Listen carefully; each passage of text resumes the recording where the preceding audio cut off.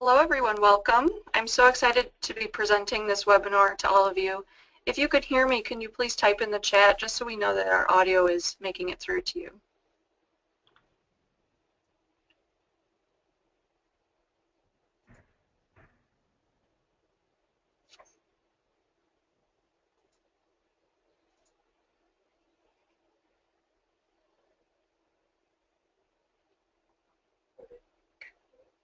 Great.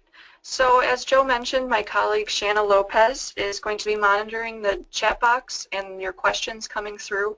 Feel free to type those as we get going, but we'll hold the questions until the end of the session. So first I'd like to introduce myself. I've worked at the national award-winning Gail Borden Public Library District for about 10 years, and I've worked in public programming for over 4 years. My first exposure to public library grants was in 2012 when our library applied for and received the Big Read grant from the National Endowment for the Arts. After assisting with that grant and writing our final report, I found a passion for grant writing. I find that it melds together two types of writing, technical and persuasive. It's a lot like storytelling. A good grant writer will be able to clearly define the need of their project while also bringing in the human and emotional impact. It's this complex writing style that has made me more interested in how to excel in grant writing.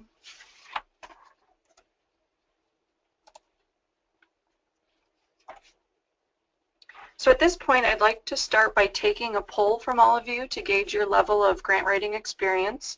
So Joe, if you could push that out to the participants. I'd like you to please select the option that best describes your experience. We have, I've never written a grant, I've written a grant but never received one, and I'm an experienced grant writer.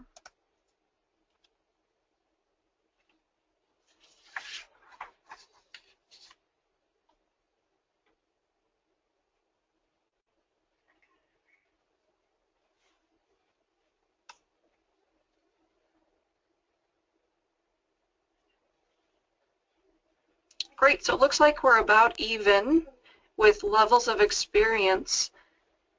Looks like we have some beginners and some experienced grant writers, so thanks for doing that. So this presentation today is meant to be an introductory course into the world of grant writing. I hope that all of you experienced grant writers can share your ideas as well. Today I want to focus on the grant application itself, more than explaining how to search for one. Our goals for this presentation are to figure out how to assess and plan your project, identify the key elements of a successful grant proposal, how to write grant proposals that funders want, and hopefully make you more confident in your grant writing capabilities. And this photo shows how I hope you all feel after today's presentation. If there's one way I can push all of you towards grant writing, it's this. Anyone can write a grant. I'll repeat that again. Anyone can write a grant. Even experienced grant writers feel anxious when they are facing a deadline or applying for a grant they've put so much work into. It's common to feel overwhelmed, anxious, and stuck when writing a grant. You're spending quite a bit of time compiling an application, and once you hit submit, you won't know when you'll hear back from the funder. So to ease those feelings, make sure you're communicating with colleagues and create a process for completing it step by step. And remember that no one has a perfect record. Every grant writer has faced a rejection. Today we're going to talk about ways to walk you through each part of the process. Grant writing is a learned skill, so you can become better at it through practice, but a basic understanding of the components of a grant will get you started. I basically fell into it and learned alongside others who have been doing grant writing for years. I would suggest that if you are a beginning grant writer, find a mentor to help guide you. My grant writing guru is my boss, Miriam Lytle, the Division Chief of Community Services and Program Development at Gail Borden Public Library. Miriam has received hundreds of thousands of dollars in grants and sponsorships. She is my sounding board and editing queen when I'm tackling a new proposal. Now, grant writing has been a popular opportunity for library workers for years. Libraries have transformed in order to assess and help solve their community's needs. According to the Aspen Institute, public libraries have continued to evolve both to respond to immediate challenges and to build their capacity to address long-term individual and community needs, opportunities, and challenges. Libraries are providing lifelong learning opportunities that might manifest as workforce development programs, civic engagement, technology programs, environmental sustainability, and so much more. And the question every library has to answer is, how do we fund these programs? And one answer is grants. So what exactly are grants, and why should you apply for one? Grants are an award of funds, services, or materials given from one organization to another. Since libraries have limited budgets, grants allow us to supplement our budgets and do more with our limited resources. A funder wants to fund projects that try something new or different. Most grants are for special projects of a specific amount of time, which have specific measurable outcomes. But there are strings attached. A grant is a contract. Once you accept the grant, you must follow the administrative instructions and follow through with the promises you made in the proposal. While each grant requires something different, there are common elements in them all. There are multiple types of grant applications. Some come as a form to be filled out with character limits. Some allow for PDFs or Word documents to be submitted. Most grants are awarded on a competitive basis, meaning that your application needs to stand above the rest. The search for the right grant can be a time-consuming process. We're going to jump through that process for the purposes of this webinar and jump to the grant writing process. So let's talk about starting the assembly of a general grant application. The most important part of the whole grant writing process is to do an initial assessment. If you spend enough time on this step, you increase your chances of becoming a successful grant writer. Perhaps you found a grant online, or your boss emailed you about a grant that he thinks would be perfect for your project. Take time to read everything you can find about the grant opportunity. There are some questions that you should ask to determine if this grant is right for you and if you're right for this grant. So the first question is, are we eligible and capable? You need to obtain the grant proposal guidelines and review the eligibility requirements. These will describe what kind of organizations can apply and what kind of projects or age ranges can be considered for the award. For example, a funder may only want to give money to projects on children's literacy. So if you're planning adult computer classes, you know this grant is not for you. Also, ask yourself, do we have the expertise and flexibility within our organization to implement the project? Who could help us? This will get you thinking about the workload and important staff and community members to invite to the table. The next question to ask is, what is the maximum award offered? Is it enough or too much? Could it fund a portion of our project? And finally, you need to honestly ask yourself, can we meet the deadline? This question is so important.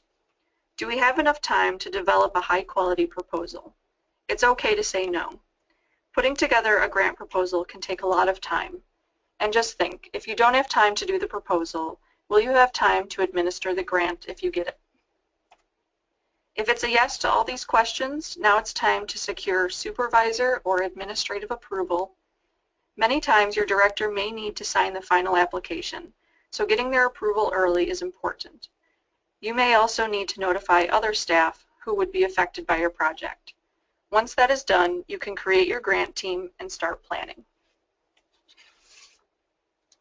Here are the steps to consider in your project planning. First, determine personnel needs and form a grant team. This will make the process easier. Set clear roles for each member of the team. You'll want to appoint a project manager, even if it's not the grant writer. Their name and contact information will likely be the one on the application as the main contact. Some proposals ask for CVs or bios to prove your team has the credentials and competency for the project. Next, do a cost-benefit analysis. This means, is the grant worth your time? Perhaps it's a $500 grant that requires weeks of research and writing. Is that worth it? Or perhaps it's a $20,000 grant that requires months of collaboration, meetings, planning, and writing. It might be worth it if your organization wants you to spend that much time on it. Or it could be worth it just to get a funder to recognize your project and propel it to the next level. Take the time to think it through. Also, know the submission deadline and set a timetable. Set your meeting dates and deadlines for application drafts. It's also important to know the submission format and delivery requirements provided in the grant instructions. In the first meeting, read over the instructions together. Read the instructions very carefully. It's important to follow the instructions exactly, especially for government grants. Instructions can be confusing sometimes, so it's definitely okay to contact the funder for clarification. Is it a public or private grant? Public grants, like government grants, have more formal, detailed applications. Private grants, like those from foundations, have a variety of application styles. Private funders want to make a difference, so their language is about cultivating goodwill. Then start brainstorming ideas for your project. Be creative. Make sure you have an original idea. Does it address an important problem or need? Is it feasible to implement? What new programs are you planning for the next few years that could fit into this project? Which are compatible with the funder's mission? Is the service already being provided by another agency? Your idea should meet the funder's goals and guidelines and your goals and mission. It should be a solution that can be implemented within the grant period, and it should make a measurable difference. It should be a distinct project with a beginning, a middle, and an end. However, the benefit of the project may grow beyond the grant period, showing a long-term impact. You also want to identify sources of data. Part of your grant application may be to prove the need in your community. You can do this with data from a number of sources. So let's take a minute to brainstorm the variety of data sources that we can tap for our proposals. I'd like you to please type into the chat box some data source ideas that come to mind. And Shanna, as those are coming through, could you let us know what people's ideas are? Definitely. So think about different resources and different organizations that you could turn to when you need community data for your proposal. Okay, so we've got census data right off the bat from two. Community websites that describe the community, park district, good variety.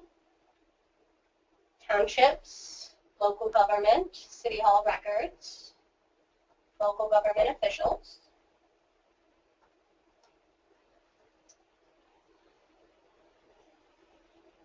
National data.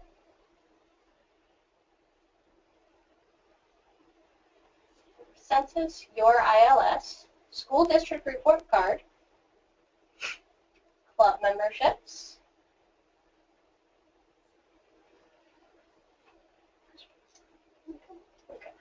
Great. So depending on your project, your statistics needed will be different. Like you said, state test scores, student demographics, census data, government stats, they're all good places to start. You can look into the United Way, Visitors Bureaus, U.S. Census Bureau website, like we said. American Fact Finder has a great website. IMLS Data Analysis Tools site. And the ALA Research website is another good resource. Your local school district and local government have probably completed demographic profiles of your community. And the EDGE initiative provides benchmarks that can help library staff understand best practices in technology services. And then the last step of your project planning is to secure partners. What members of your community would support your program? Sometimes partners are called community anchors because they help spread the message and can reach many more people than your organization can. These are some of the organizations that you could look to depending on the scope of your project. Businesses, colleges, healthcare centers, City organizations like police, fire, and the chamber can be excellent resources. Service clubs like Rotary, Kiwanis, United Way. Veterans organizations like your American Legion or VFW seem to be willing to volunteer. Religious organizations from a variety of denominations can provide services and sometimes can act as a facility for your programs. Nursing homes and assisted living centers are usually craving programming, either in-house or somewhere else. Museums, libraries, rec centers. If you partner with local media sources like a radio station, magazine, blog, or newspaper, they will be a prime source of promotion for you. If you live in an area with professional sports teams, they are usually likely to offer service hours or giveaways.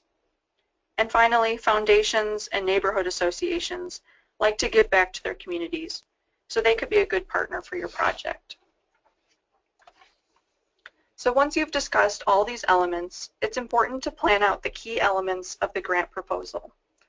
Plan to write or type the answers to each of these so that you have a basic outline for your proposal text.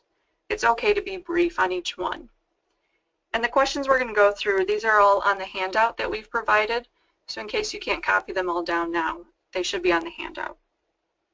The first is, what is the need in your community or issue your project will address? Then describe your project in a few sentences. Include what you will do, where, why, and with whom. What key words describe your project? These will become important words to pepper throughout your proposal. What is the target audience? What are your goals? This could be something like increase summer reading participation or reduce the unemployment rate in my community. What are the measurable outcomes that you hope to achieve? You want to ask yourself, what are the specific changes you want to make within the target audience of your community? What specific activities or action steps are required to reach those outcomes? You can make this as detailed as possible. What resources will you need to accomplish the activities or steps? You can include resources you already have, like staff time or meeting room space. What is your estimated project cost? And which partners will you pursue? How will you measure or evaluate your success? Think about focus groups, evaluation forms, or surveys. And the final question is, does the project team demonstrate the library's ability to administer this grant? We'll go more in depth into each of these questions in a bit, so now it's time to assemble your first draft. Be prepared to write a few drafts until your proposal is concise and easily understood. So let's break down the basic parts of a grant proposal.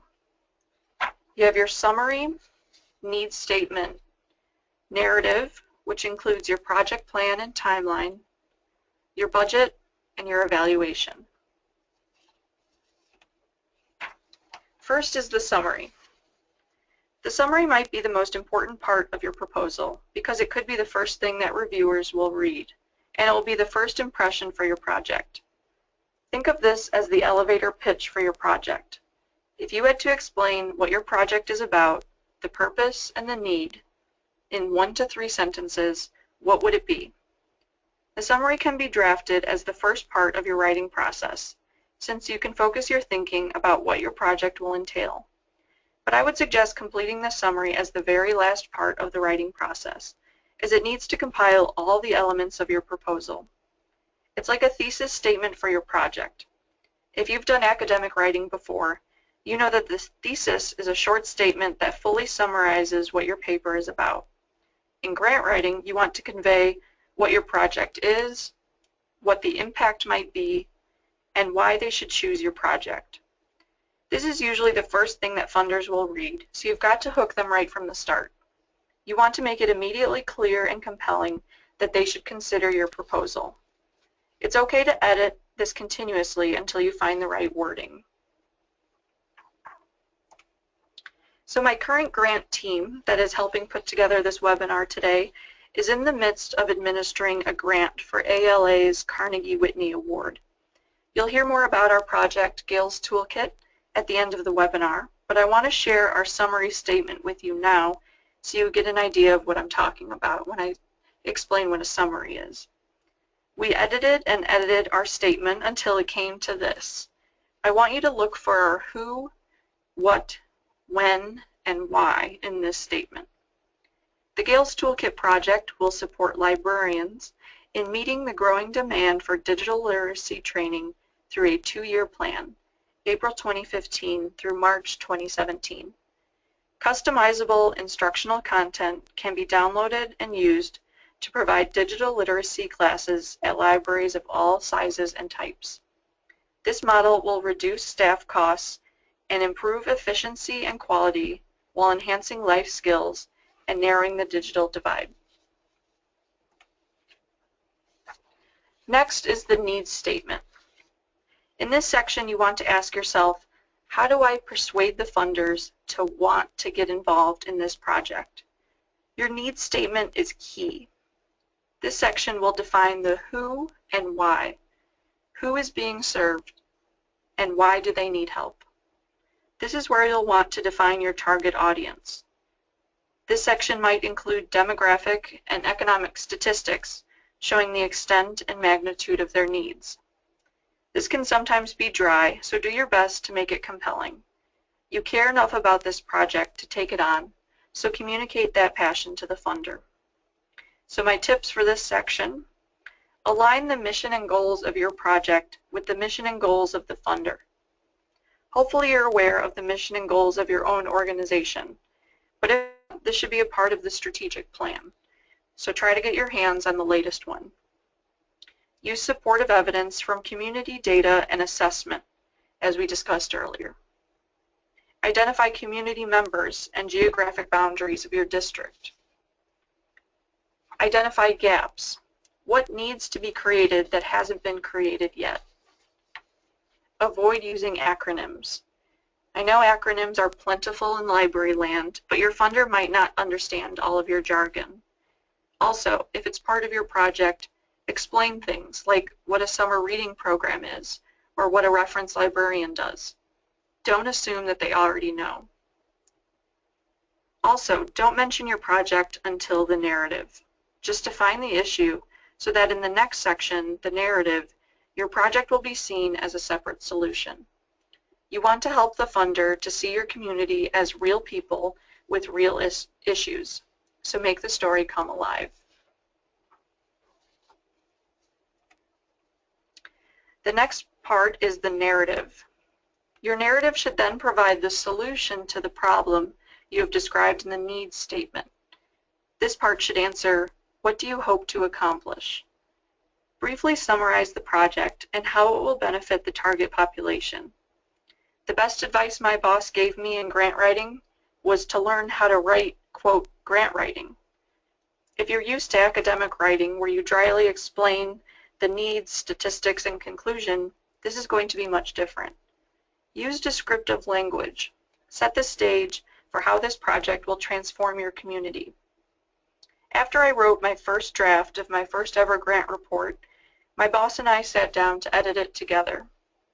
I walked out of her office with a page full of red marks, edits, and do-overs. The goal is to massage your narrative and engage the grant reviewer by making it exciting and cutting edge, but never wordy, flowery, and absolutely never begging. Your narrative should include these elements: project goals, target audience, implementation plan, timeline, partners, and marketing plan. Your project objectives should be measurable outcomes, so that means making them SMART. Let's take a moment to look at what SMART goals are. Specific. You want to define the goal as much as possible. Make sure it has a who, what, where, and why. Measurable. Can you track the progress and measure the outcome? How will you know when the goal is accomplished? Attainable. Is the goal reasonable? Make sure your goal is not out of reach or below standard performance. Relevant. Is the goal worthwhile and will it meet your needs? Does it fit with your other goals? And finally, your goals should be time-bound. It should include a time limit, like completing this step by a certain day, month, or year. This is important to set a timeline for your tasks. Another tip for the narrative is to use jargon used in the application instructions or in the funder's mission. Just as you should consider the funder's mission and goals, you should consider the wording they use in the application instructions. Identify the people involved, your staff and partners. You'll want to give an organizational overview if this part is not asked for in a separate section.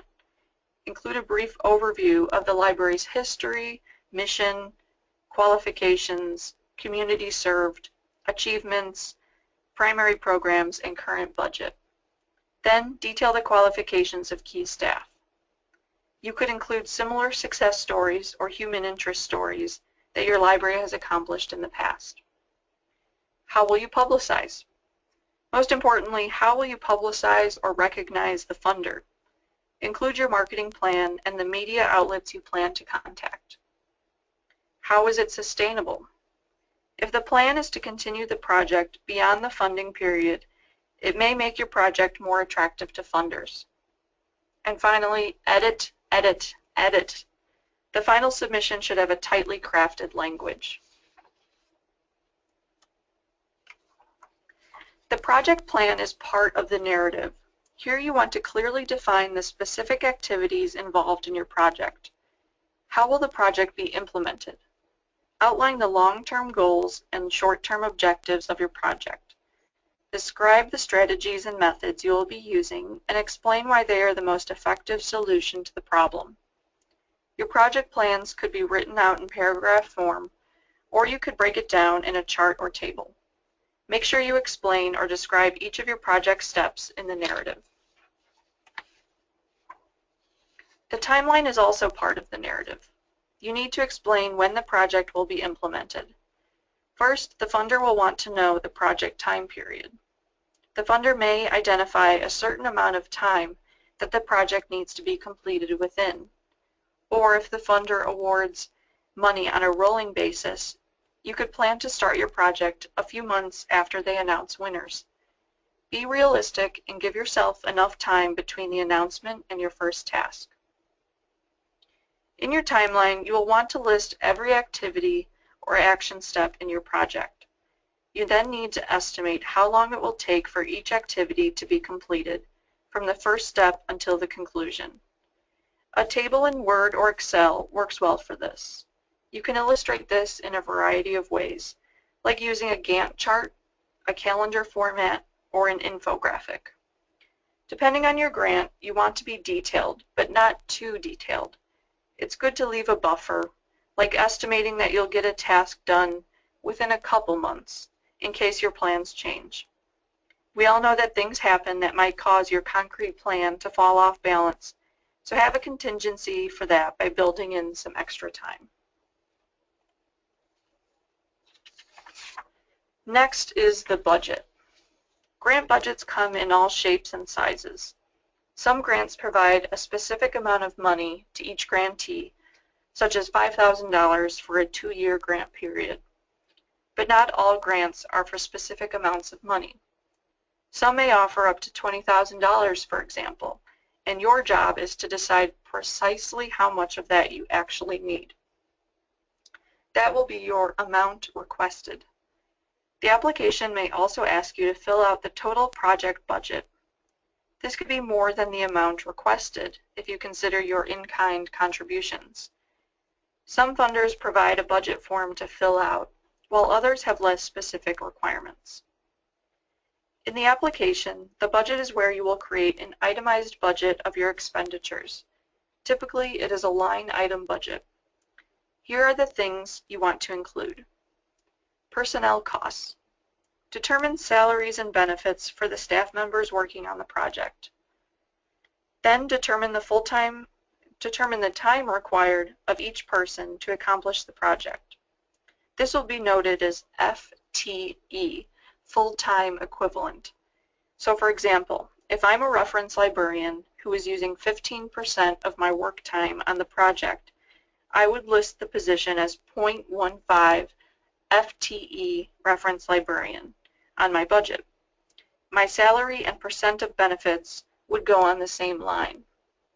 Then you can calculate the portion of the salary, in this case 15%, that will be put towards the project. Also include your marketing costs. Include things like brochures, ads, and giveaways. Include printing and copying costs. Include travel. Does your group plan to present at a conference? You can include airfare and lodging or even registration fees in the budget. And include supplies and materials and equipment. Maybe your grant is about providing iPads to school children or hotspots to local business owners. Of course, you'd want to include those costs in the budget. Then you have contractual or consultant fees. A requirement of our ALA grant was to publish a bibliography of related books, articles, and websites similar to our topic. So we wrote in contractual fees in our budget so that we could hire a research intern to do the research for us. We found an MLIS student, and since it was a short-term project, we hired her as a contractor instead of a part-time employee of the library. Be sure to discuss these options with your finance team at your library before moving forward with either option. And finally, in-kind contributions, also called matching funds. These are donated goods and services from your own organization and your partners, such as facility space, computers, or donated marketing goods. It could also be additional grants or fundraising. You want to show that your organization is attempting to supplement your request internally. So my tips for the budget: plan to spend it all. This is so important. If you don't end up spending it all, you may be obligated to pay back the remainder amount to the funder. A tip that my boss has given me about spending your budget is to spend a little bit more than they give you. For example, spend $5 or $10 more than the limit, so they see that it is all used up and your organization picked up a little of the difference. Tie every line item to something in your narrative. You'll want to justify each item in the budget in your narrative. If you plan to purchase 2,000 promotional bookmarks, explain why and where you plan to use them and their intended impact. Make it reasonable and detailed. It can be difficult to estimate your expenses so early in the process, but do your best. Maybe don't ask that the full amount be used to fly you and your team to Hawaii for a conference and vacation. Plan to use the money to build and implement your project. Triple check your numbers. Obviously, make sure it all balances. And my biggest tip, get to know your finance team. They have probably worked with administering grants. Bring them chocolate or their favorite treat, or write them a nice note. They can help you navigate the ins and outs of your budget. They do the extra bookkeeping with none of the glory. The final portion is the evaluation. I want to start with a quote from the Aspen Institute again. For a long time, the impact of the public library has been measured by what the library could count. Patrons who walked through the doors, books and other materials checked out, the number of people in seats at training classes or other programs. But the measurements that matter most to government officials, foundations, donors, and community stakeholders are outcomes that report how the library is helping to achieve community goals and objectives. This will require libraries to think differently about data and to assess on a broad scale the outcomes they achieve and the impact they make on the lives of individuals and the community. The evaluation portion of a grant can sometimes be the most difficult part of administering a grant. In this section of your proposal, you want to describe the evaluation plan for judging the success of the project. How will you measure success, and how will you use the results? Your project goals will be the ultimate mission of your project, so design evaluation methods that measure those goals. The earlier parts of the proposal, the resources and activities, those are the descriptions of your planned work. This next part on outputs, outcomes, and impact are descriptions of your intended results. This is a good time to define the difference between outputs and outcomes. Outputs are the direct products or data of the program activities. If you accomplish your planned activities, then you will hopefully deliver the service you intended. Outcomes are the changes in program participants' behavior, knowledge, skills, or status. If you accomplish your planned activities to the extent you intended, then your participants will benefit in these certain ways. So for example, an output is a participant learning computer skills. An outcome is the person using their new computer skills to obtain a job. The impact would be an increase in employment rate in the community. You also want to consider how you will report these findings to the funder and when. Most of these findings will be part of a progress report or final report. So while we just reviewed the basic elements of a grant proposal, there are other possible additions that might be required. Resumes or CVs, individual resumes of the grant team members might be required so that they can review each person's background and accomplishments. Letters of recommendation. These could be written by coworkers or other professionals involved with the project. And letters of support.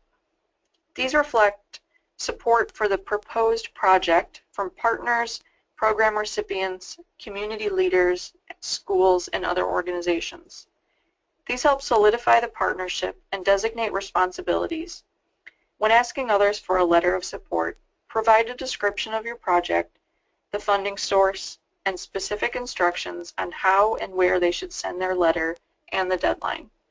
It is not unusual to write the prototype letter and email it to them to save time and expedite the process.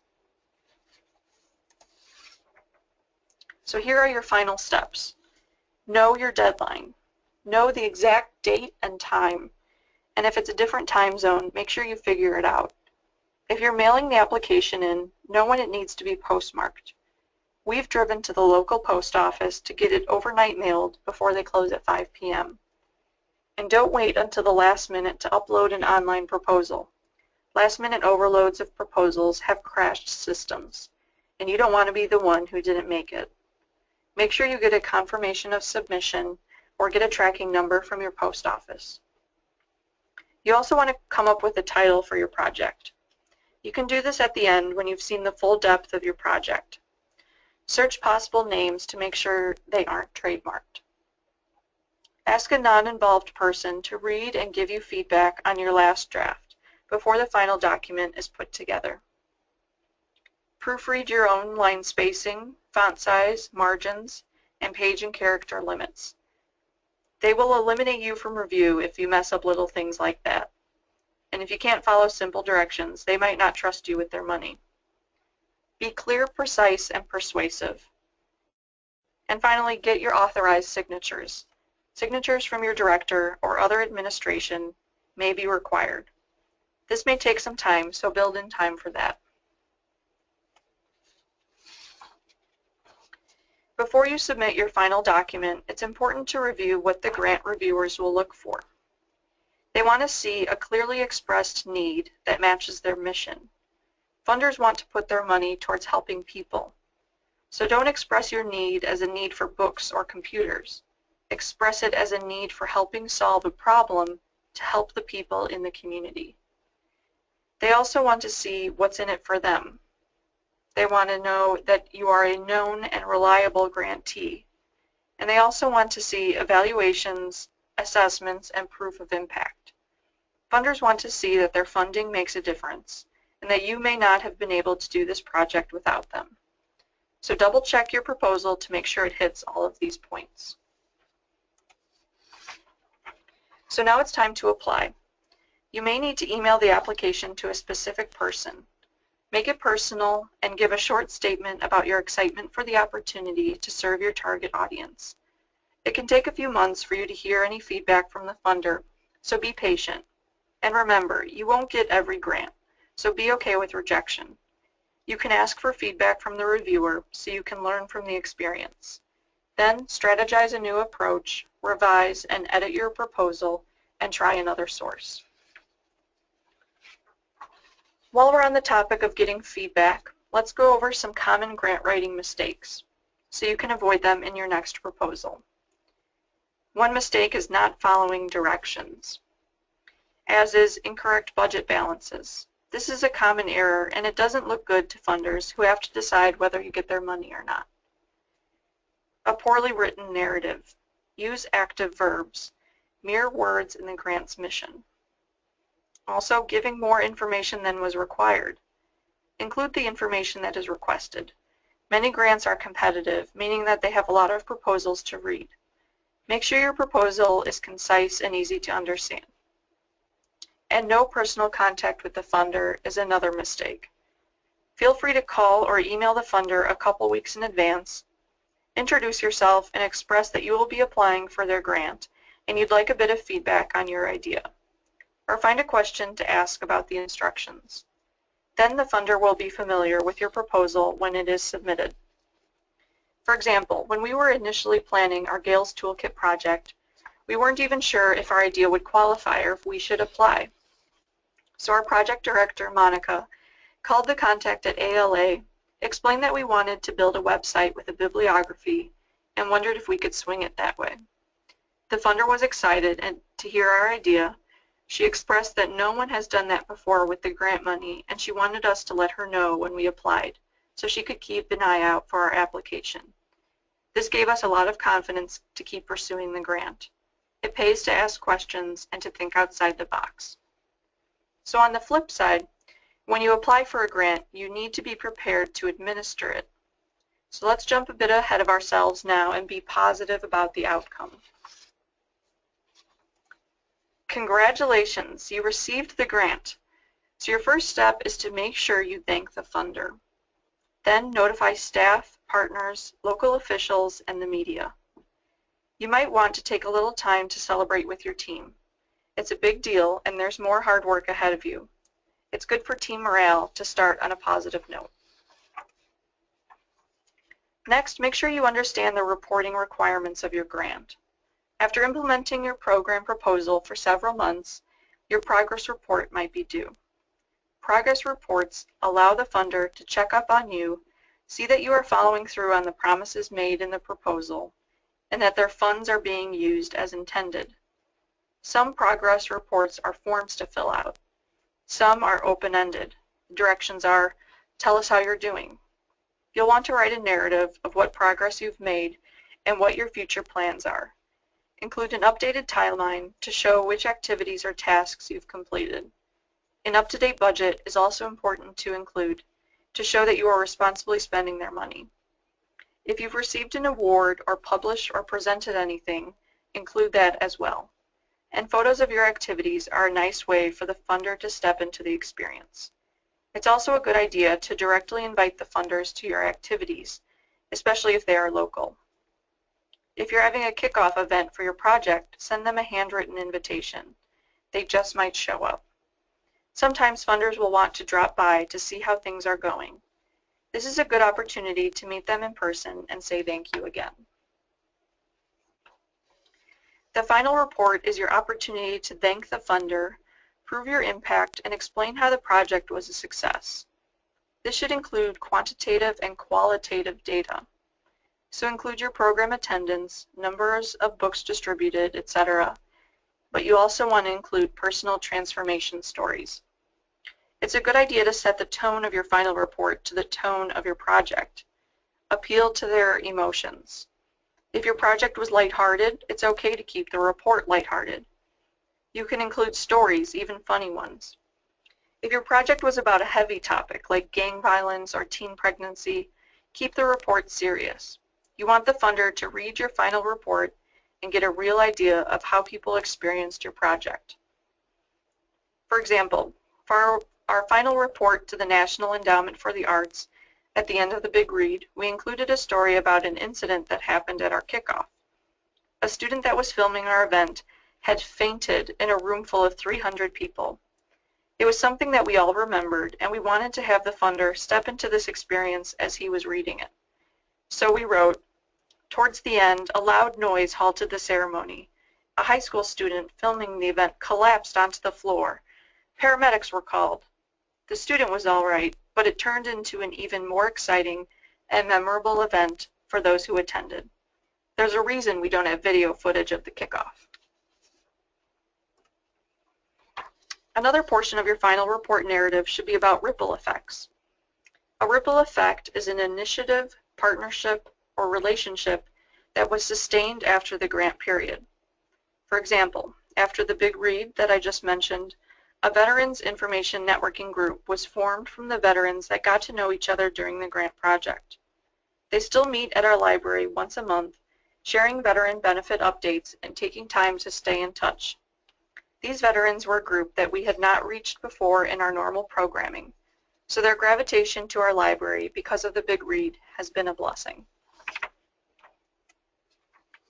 Here are my final overall tips. Look for learning opportunities. I participated in an online course from the Public Library Association called Winning Grants for Your Library. They took us through most of the introductory information of applying for grants, how to find grants, and our assignment was to write up a mock grant application for a project we wanted to start. It was challenging, but also good practice, knowing that I wouldn't have to administer the grant for this one. Choose the right funding opportunity, follow directions, and allow enough time. It's a methodical process that requires attention to detail. Follow the funder's directions, but be authentic as a writer. And stay positive. As a writer, you want to express that the problem exists, but you're going to solve it. Network. I would suggest cultivating your partnerships anytime, not just when you're ready to write a proposal. That way, you have an arsenal of partners on the ready in case you need to make a quick pitch. And dive in. Look for opportunities to practice your grant writing. There are numerous resources on the topic, so keep your eyes open. So today we've covered the essential elements of a grant application. We talked about the summary, needs statement, narrative, budget, and evaluation. And hopefully, if you are awarded the grant you apply for, we also talked about the upcoming progress report and final report that you may someday face.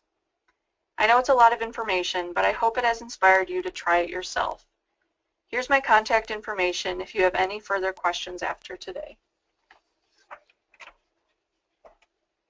But before we jump into the Q&A session, my team would like to take a quick moment to share some information about the Gail's Toolkit project we've been working on.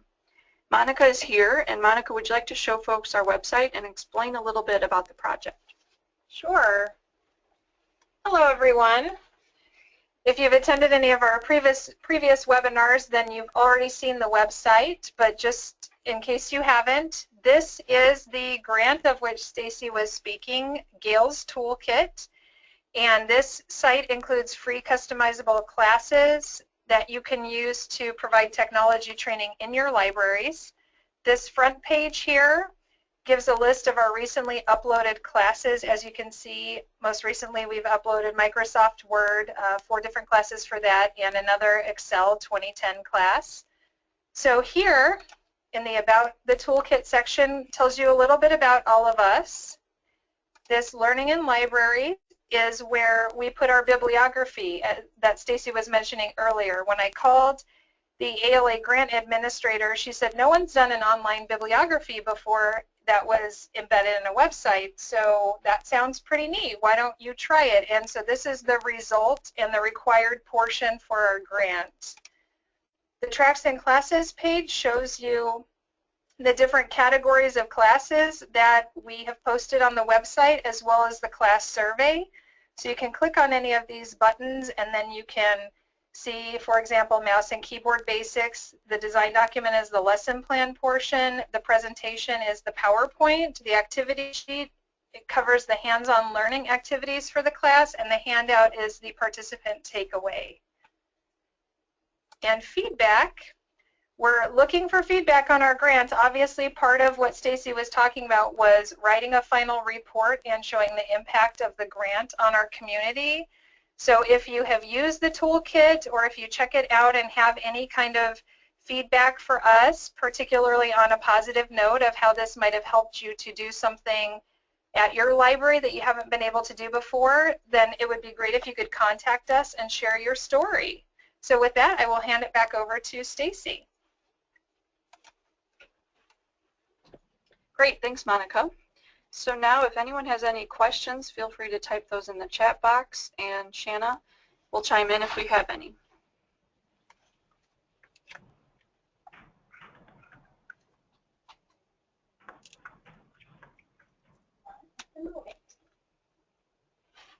We just got one. 5 handouts were mentioned at the start of the webinar. I'm able to find just one. We only made one. Yeah, there should be a double-sided handout in the webinar there for you. And then our PowerPoint. And our PowerPoint will be available as well. Joe has both of those, and he can make those available for everyone. I will add, this is Joe at Rails. I will add that, you know, as long for you folks that registered for the webinar and attended, as soon as we have the recording ready, you will get a follow-up email from us about the archived availability, but those handouts will also be there. So the handout and a copy of the slides, you'll be able to get it that way as well. Stacy, I have another question here. How did you measure quantitative data in your final report? Quantitative you can get from a variety of resources. I know we definitely showed program attendance. We also had book discussions for part of the grant, so we showed attendance at the book discussions. We included how many books were checked out at our library. So quantitative is all about the numbers. You want to somehow have goals and measurable outcomes that you can put numbers to. And those are usually the easier parts of your final report. The hard part is the qualitative, to have personal stories. So while you're administering your grant, you want to be collecting anecdotes, quotes, stories, photos that you can include. Great. I have another question. People would like the list of potential funders. We could definitely come up with the list that you mentioned. Yeah, we'll collect those from the chat box and we can put those together. And Joe, if there was a way we could send that out with the archived webinar, that would be great. Mm-hmm. Yep, no problem. I've got another detailed question. Are there instances where only part of the money for a grant will be awarded, and what would be the next steps then? It depends. If you say that you only need $5,000 for your grant, but the maximum allowed is, say, $20,000, then they would probably only give you the amount that you requested. If I'm understanding your question correctly, I haven't come across any instances where they promise a certain amount but then don't give you that money. But as we all know, with the state, if you're doing any sort of state grant, those amounts might be, you know, up in the air and questionable. So that could be a case-by-case basis. But I would say if you're definitely working with a private foundation and they're a sound financially community organization, then you should get the amount that they promise you. Okay. That's all. Great. Well, if you have any other questions, I'll put my contact information back up. Feel free to email me if you have any further questions. And since we all work in libraries, I'm sure we can all learn from each other as well. Well, we'll give folks just one more minute to see if you have any other questions. One comment I will just make, again, this is Joe at Rails, in terms of, you know, how to get better at being a grant writer, how to learn the process. And I don't know if you mentioned this or not, Stacy, but if you ever have an opportunity to be part of a grant review committee, that is a really good way to actually improve your grant writing skills, to be able to sit with a group of people and actually look at grant applications. You learn not only what grant reviewers are looking for, but maybe more importantly, what things, what deficiencies they really zero in on, and that can be a great way to get better. And I know, for instance, the Illinois State Library occasionally will ask for people who are willing to be grant reviewers, obviously other organizations, agencies. So I just wanted to throw that out as 2 cents as a kind of strategy for that. We have another question in here. I have noticed that each grant year funders are looking for keywords. This year it seems to be multicultural. Why is that? That's a very good question. I actually have not come across that trend yet. Perhaps they're sort of taking the trends in the country. I know that racial issues are a big issue right now nationally, and so maybe they're looking for libraries to come up with solutions, offer programs, offer services. So perhaps they're looking to target that sort of issue. But I think that there's plenty of opportunities available for any type of project.